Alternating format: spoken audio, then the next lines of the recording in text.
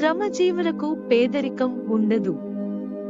జపం చేసే వ్యక్తికి పాపం అంటుకోదు. మౌనంలో మునిగి ఉన్నవారికి ఇతరులతో వైరం ఉండదు. కుమారునికి 5 ఏళ్ల వయస్సు వచ్చే వరకు అతనిని ప్రేమించి మరో 10 ఏళ్ల పాటు కర్రను వాడండి. కాని అతను తన 16వ ఏట వచ్చినప్పుడు అతనిని స్నేహితుడిలా చూసుకోండి. సముద్రం మీద కురిసే వర్షం పనికిరానిది.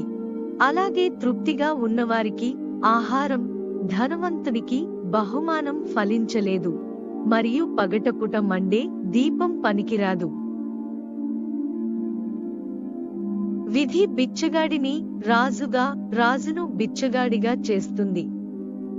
ధనవంతుడిని పేదవాడిని, పేదవాడిని ధనవంతుడిని చేస్తుంది.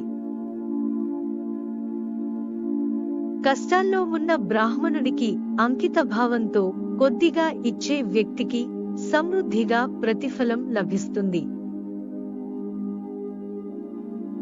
అదృష్టం కొద్దీ మనకు దక్కిన ఫలితాలు మన దగ్గర ఎక్కువ కాలం ఉండవు. అత్యంత క్లిష్ట పరిస్థితుల్లో కూడా తమ లక్ష్యం వైపు దృఢంగా ఉండే వారికి అదృష్టం కూడా అనుకూలంగా ఉంటుంది. మీకు గౌరవం దక్కని చోట మీరు ఒక్క క్షణం కూడా ఉండకండి.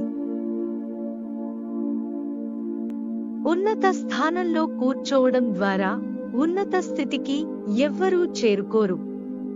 కానీ అతని లక్షణాల ద్వారా ఉన్నత స్థితిలో ఎల్లప్పుడూ ఉంటారు.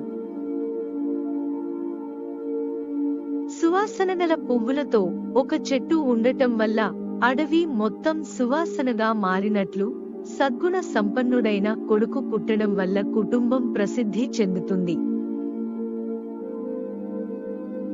Thanks for watching.